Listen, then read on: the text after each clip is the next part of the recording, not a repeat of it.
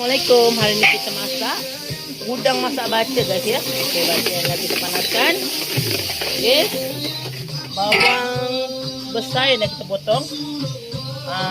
Bawang putih, daun kari, cili, lada hitam, and then udang, susu cair ya guys ya. Kita cairkan dulu.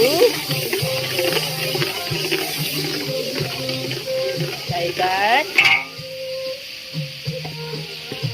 Kita masukkan daun kari, tumis, bawang besar, and then masukkan bawang putih guys ya. Okey, kita dah masukkan ni semua bahan-bahan yang dah ditumis.